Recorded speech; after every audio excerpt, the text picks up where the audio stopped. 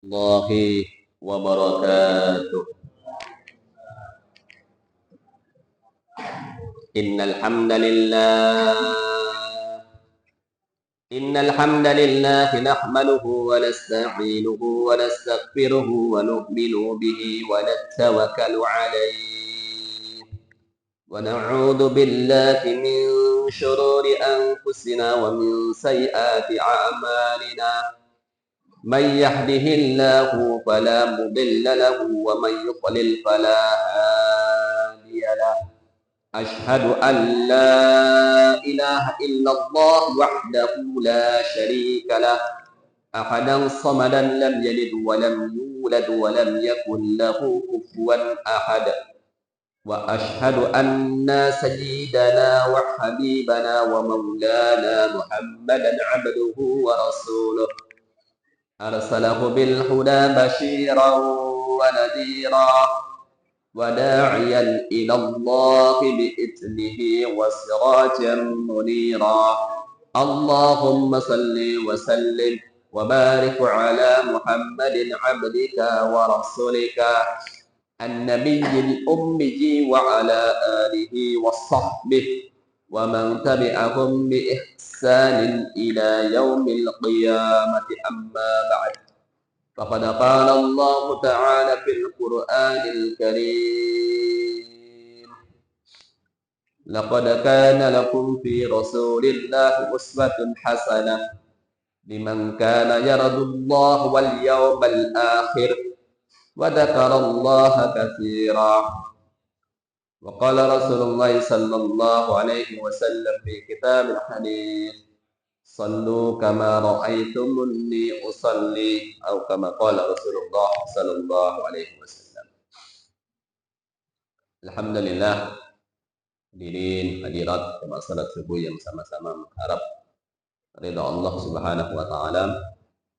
Dan lagi marilah kita panjatkan puja puji syukur kita kehadirat Allah Subhanahu wa taala atas segala nikmat yang telah Allah Subhanahu wa taala karuniakan kepada kita, terlebih nikmat iman, Islam, kesehatan, kesempatan, taufik dan hidayah, sehingga dapatlah kita berhadir ke rumah Allah, jalankan perintah Allah, ikut cara yang paling disenangi oleh Allah, yaitu salat subuh dengan berjamaah, yang insyaallah kita lanjutkan dengan sedikit mudzakarah. Mudah-mudahan amal ibadah yang kita tunaikan diterima oleh Allah Subhanahu wa taala dan menjadi sebab dimasukkannya kita ke dalam surganya Allah Subhanahu wa taala.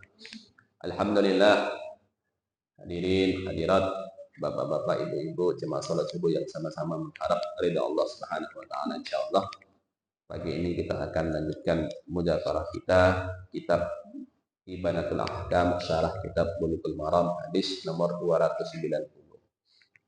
Bismillahirrahmanirrahim. An Ibnu Umar radhiyallahu anhuma qala qala Rasulullah sallallahu alaihi wasallam: rahimallahu imra'an shalla arba'an qabla al-'asri, rawahu Ahmad. Dari Ibnu Umar radhiyallahu anhuma, beliau mengatakan Rasulullah sallallahu alaihi wasallam bersabda, semoga Allah merahmati seseorang yang mengerjakan sholat 4 rakaat sebelum asar. Tikul hadis targhib fi sholati 4 rakaatin qabla asri wal mubassar 'alaiha litahsula bi fa'iliha rahmatullah wa ghufran. Ini anjuran, dorongan agar seseorang mengerjakan sholat 4 rakaat qobliyah asar, dan supaya istiqomah dalam mengerjakannya, agar orang yang mengerjakannya mendapatkan rahmat dan ampunan Allah. An Abdullah ibni Mughaffal al-Muzani radhiyallahu anhu qala qala Rasulullah sallallahu alaihi wasallam: sallu qabla al-maghrib, sallu qabla al-maghrib, thumma qala Bisalisah liman sya'a karahiyatan ayyatahidan nasu sunnatan, rawahul Bukhari. Wa fi riwayat Ibnu Hibban anna Nabiy sallallahu alaihi wasallam shalla qabla al-maghrib raka'atain. Wa li Muslim An Ibnu Abbas radhiyallahu anhu qala kunna nusalli raqatain ba'da ghurubi syamsi wa kana Nabi sallallahu alaihi wasallam yarana wa lam ya'murna wa lam yanhana.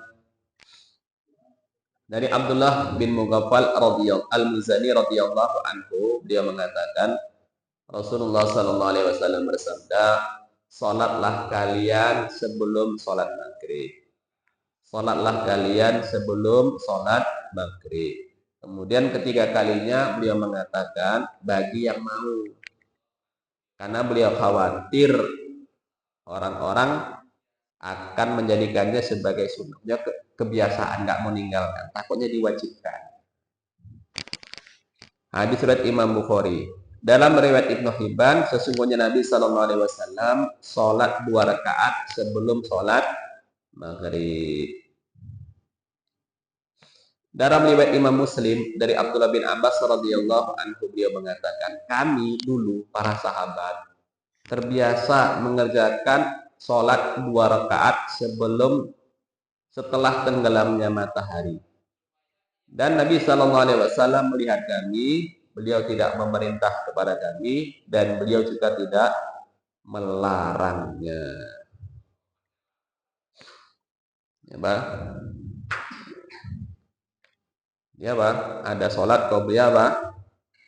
Qobliyah maghrib. Yustafadu min al-ahadits al-mutaqaddimah anna al-majmu' ala waqil allati qabla salatil fardhah wa ba'daha 20 rakaah. Diambil dari hadis-hadis yang telah lalu bahwasanya kumpulan salat-salat sunnah atau salat-salat sunnah yang mengiringi salat wajib, salat qobliyah dan ba'diyah, jumlahnya ada 20 rakaat. 20 apa? Rakaat. Arba'un qabla zuhri. Enggak saya baca Arabnya. Pertama apa? 4 rakaat sebelum zuhur. Kemudian 4 rakaat setelah zuhur. Kemudian 4 rakaat sebelum asar. Kemudian 2 rakaat sebelum maghrib. Tambah 2 rakaat setelah maghrib. Kemudian 2 rakaat setelah isya sama 2 rakaat sebelum subuh. Ini hitungannya Pak 20. Kok tambah lagi 2 rakaat sebelum isya jadi 22. Cuman sini nggak ada hadisnya, makanya nggak saya sebutkan. Kalau kita biasa sholat 2 rakaat sebelum apa? Isya. Ini hukumnya sunnah. An Aisyah radhiyallahu anha qalat kana Nabi sallallahu alaihi wasallam fi rak'ataini allataini qabla salati subhi hatta inni aqulu aqra bi ummil kitab muttafaqun alaih. Dari Aisyah radhiyallahu anha, sesungguhnya Nabi sallallahu alaihi wasallam meringankan atau mempercepat salat 2 rakaat sebelum subuh. Sehingga saya bertanya, apakah beliau membaca Al-Fatihah atau tidak? Karena saking apa? Cepatnya. Muttafaqun alaih. Wa an Abi Hurairah radhiyallahu anhu anna Nabiy sallallahu alaihi wasallam qara'a fi rak'atayn al-fajr qul ya ayyuhal kafirun wa qul huwallahu ahad, rawahu Muslim. Dan dari Abu Hurairah radhiyallahu anhu, sesungguhnya Nabi sallallahu alaihi wasallam membaca 2 surat ketika qobliyah subuh. Di rakaat pertama baca qul ya ayyuhal kafirun, rakaat kedua baca qul huwallahu ahad. Ya, Pak, surat yang dibaca ketika qobliyah subuh. An Aisyah radhiyallahu anha qalat kana Nabi sallallahu alaihi wasallam idza shalla rak'atayil fajr ittaja'a ala syaqqihi al-ayman. Rawahul Bukhari. Wa an Abi Hurairah radhiyallahu anhu qala qala Rasulullah sallallahu alaihi wasallam idza shalla ahadukum rak'atayn qabla salati subhi falyattaji' ala jambihi al-ayman. Rawahu Ahmad wa Abu Dawud wa Tirmidzi wa sahahahu. Dari Aisyah radhiyallahu anha, dia mengatakan adalah Nabi sallallahu alaihi wasallam jika beliau selesai salat qobliyah subuh 2 rakaat fajar, maka beliau akan berbaring di atas lambungnya yang sebelah kanan. Ini hadis riwayat Imam Bukhari. Dan dari Abu Hurairah radhiyallahu anhu, dia mengatakan Rasulullah sallallahu alaihi wasallam bersabda, jika seseorang di antara kalian sudah selesai mengerjakan 2 rakaat sebelum subuh, maka hendaklah ia tidur di atas lambungnya yang sebelah kanan. Hadis riwayat Imam Ahmad dan Abu Daud, Imam Tirmidzi, dan beliau mensahihkannya. Masyhur itu ittija' ala jambil aiman liman yusalli bil lail yaqdima 'alal fardhah bin nasyar. Disyariatkan atau disunnahkan apa? Untuk berbaring di atas lambung sebelah kanan setelah qobliyah subuh. Habis qobliyah subuh baring. Bagi orang yang sholat tahajud. Yang tadi malam sholat apa? Tahajud. Supaya apa? Supaya ia mengerjakan sholat fardu subuh dengan semangat. Nah, mungkin kan tadi malam capek karena sholatnya panjang. Rehat dulu sebentar. Ini kalau komatnya lama lah kan. Kalau habis komatnya cuma 5 menit, kan ada rehat sebentar. Untuk menghilangkan apa? Letih-letih bangun di malam hari. Sehingga ketika komat bangkit dengan semangat. Yang nggak tahajud, nggak sunnah. Di sini nggak ada yang ngamalkan, di Jawa baru ada. An Ibnu Umar radhiyallahu anhu qala Rasulullah sallallahu alaihi wasallam salatul lail masna masna fa idza khashiya ahadukum as-subha shalla rak'atan wahidah tutiru lahu ma shalla muttafaqun alaihi wa li khamsah wa sahih Ibnu Hibban salatul lail wa nahar masna masna wa qala nasi hada khata. Dari Abdullah bin Umar radhiyallahu anhu beliau mengatakan Rasulullah sallallahu alaihi wasallam bersabda, salat malam itu 2 rakaat, 2 rakaat. Jika seseorang di antara kalian khawatir masuk waktu subuh, hendaklah ia sholat 1 rakaat untuk mengganjilkan sholat yang telah ia kerjakan. Dia kerjakan sholat witir 1 rakaat. Muttafaqun alaih. Hadis riwayat Imam Bukhari dan Muslim. Dan dalam riwayat 5 imam, dan ini hadis disahihkan oleh Ibnu Hibban, sholat malam dan siang 2 rakaat. 2 rakaat. Salat tahajud fil lail laha fadlun adzim. Salat tahajud di malam hari punya keutamaan yang begitu besar. Ini apa? Keutamaan salat tahajud banyak. Jika Rasulullah bersabda apa? Alaikum biqiyamil lail. Hendaklah kalian bangun malam. Alasannya fa innahu da'bus shalihin min qablikum. Karena salat malam itu, salat tahajud adalah kebiasaan hidup orang-orang soleh sebelum kalian. Jadi kebiasaan hidup orang-orang soleh zaman dulu apa? Bangun tahajud. Wahiyya masna masna, dan salat tahajud ini 2 rakaat, 2 rakaat. Yusallimul mutahajjid fiha min kulli rak'atain. Orang yang tahajud salam tiap kali 2 rakaat. Habis 2 rakaat salam, 2 rakaat salam. Ini sunnah.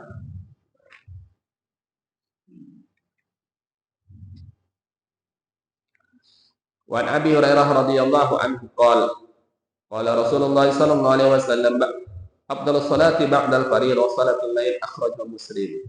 Dari Abu Hurairah radhiyallahu anhu, beliau mengatakan Rasulullah sallallahu alaihi wasallam bersabda, salat yang paling utama setelah salat fardu adalah salat malam. Hadis riwayat Imam Muslim. Salatul lail min afdali salawat an-nafliyah la yujadu fi salatil afdal min fardhiyah. Salat malam adalah salat sunnah yang paling utama, yang paling besar pahalanya. Salat malam yang paling utama itu salat witir. Salat malam yang paling utama salat witir, baru salat tahajud. Salat siang yang paling utama ya salat duha, yang paling utama. Salat siang. Jadi usahakan jangan sampai apa? Enggak salat duha sama enggak tahajud. Abu Hurairah radhiyallahu anhu beliau mengatakan awsani khalili Rasulullah sallallahu alaihi wasallam bi salasati khisalin. Kekasih saya Rasulullah berwasiat kepada saya tentang 3 hal. 3 perkara yang diwasiatkan. Yang pertama ya salat witir sebelum tidur. Ya, salat witir diusahakan. Kalau takut enggak tahajud sebelum tidur salat witir. Kemudian sholat duha. Sama puasa 3 hari tiap-tiap bulan. Puasa yaumul bid. Ini perkara yang diwasiatkan oleh baginda Nabi sallallahu alaihi wasallam. Hendaklah kita kerjakan. An Abi Ayyub Al-Ansari radhiyallahu anhu anna Rasulullah sallallahu alaihi wasallam qala al-witru haqqun ala kulli muslimin man ahabba yutira bi khamsin falyaf'al wa man ahabba yutira bi thalathin falyaf'al wa man ahabba yutira bi wahidatin falyaf'al rawahu arba'il Tirmidzi wa sahih Ibnu Hibban. Wa an Ali radhiyallahu an Ali bin Abi Thalib radhiyallahu anhu qala laisa al-witru bi hatmin ka hayatil maktubah walakin sunnatun sannaha Rasulullah sallallahu alaihi wasallam rawahu Nasa'i wa Tirmidzi. Dari Abu Ayyub Al-Ansari radhiyallahu anhu, sesungguhnya Rasulullah sallallahu alaihi wasallam bersabda, salat witir adalah hak ke atas tiap-tiap orang Islam. Barang siapa yang ingin berwitir 5 rakaat maka kerjakanlah. Barang siapa yang ingin mengerjakan salat witir 3 rakaat maka kerjakanlah. Barang siapa yang suka mengerjakan witir 1 rakaat, maka kerjakanlah. Ini hadis lewat 4 imam, kecuali Imam Tirmidzi. Dan dari Ali bin Abi Thalib radhiyallahu anhu beliau mengatakan, salat witir itu enggak wajib sebagaimana keadaan salat fardu.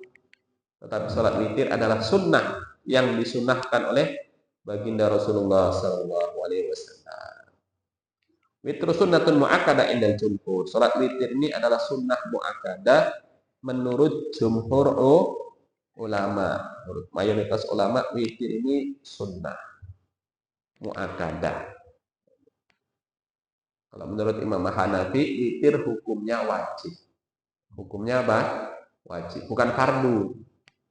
Wajib ini di bawah fardu.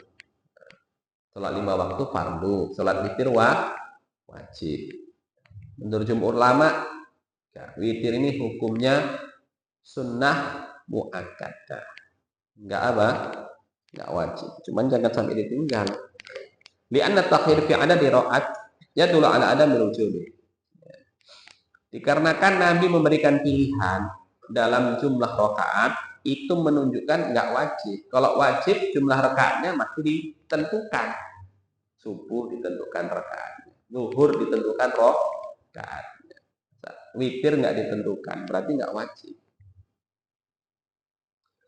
Ada tubayani rakaatil witri qad ikhtalafa a'immah rahimahullah bidzalik.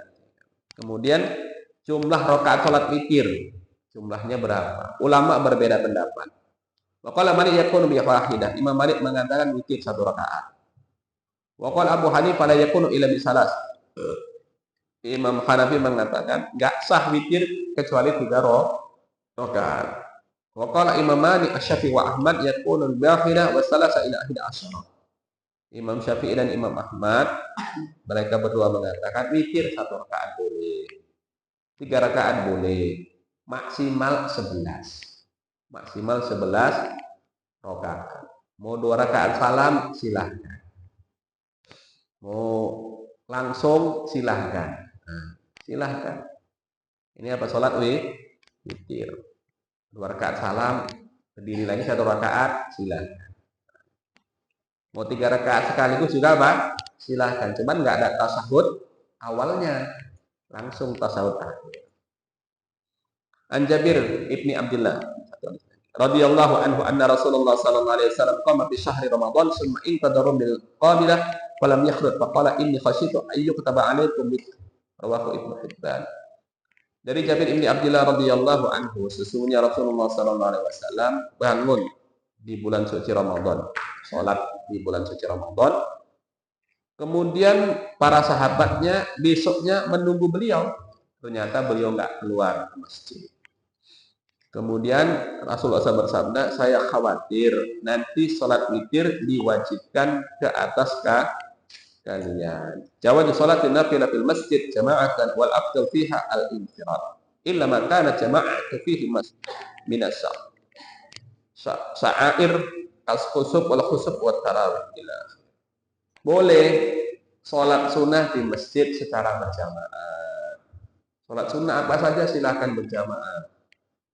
Tapi yang paling utama sholat sunnah sendiri-sendiri, kecuali yang disyariatkan berjamaah seperti sholat gerhana matahari, gerhana bulan, sholat taraweh, sholat Id, itu lebih utama dikerjakan berjamaah. Kalau tahajud, ya sebaiknya sendiri-sendiri. Kita sholat tasbih, sebaiknya apa?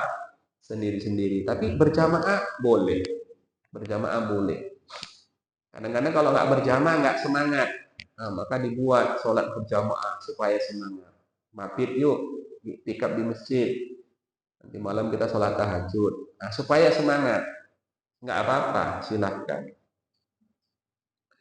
Jawaju iktidak biman lam yanwi imamah wa huwa mazhabul jumhur. Boleh bermakmum kepada orang yang tidak niat jadi imam.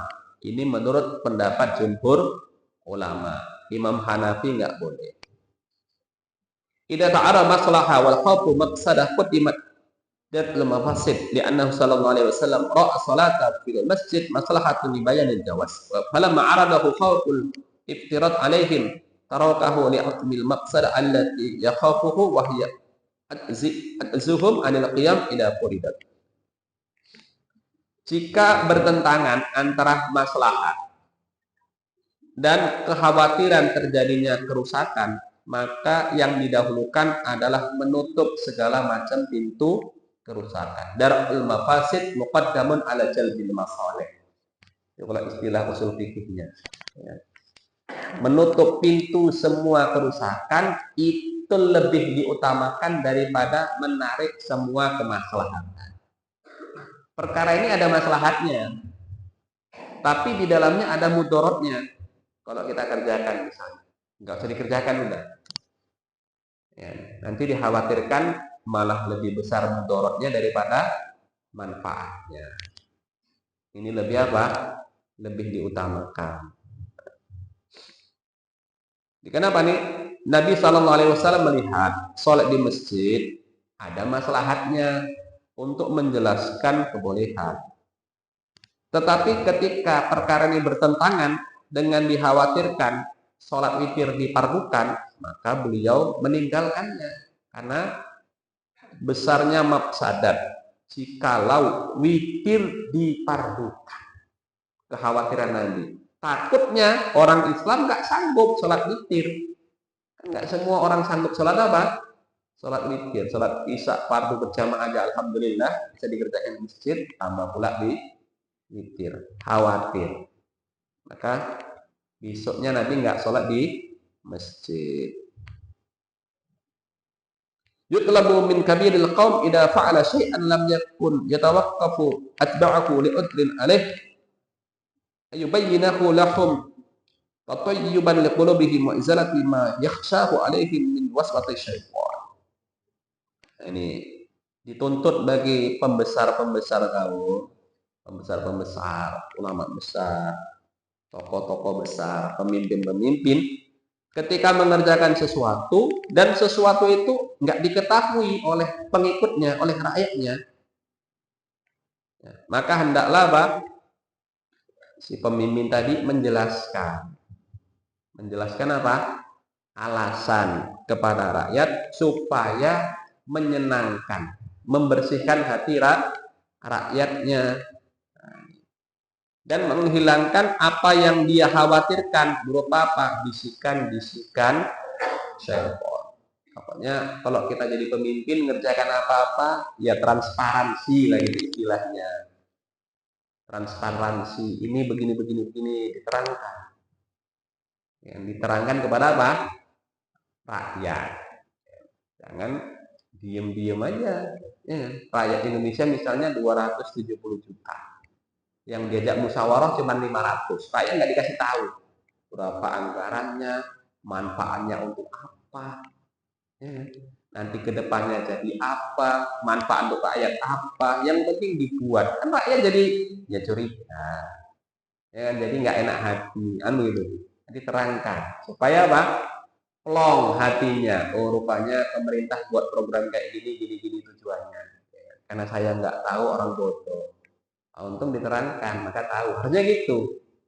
Ini tugasnya apa? Para pemimpin. Alhamdulillah. Hadirin yang sama-sama mengharap ridha Allah Subhanahu wa taala, benar datang dari Allah Subhanahu wa taala, kesalahan, kekurangan dari diri sendiri. Dan sekarang kita masuki sesi tanya jawab insyaallah. Terima kasih kepada Allah telah mengamalkan kegiatan ibadah yaitu ibadah sholat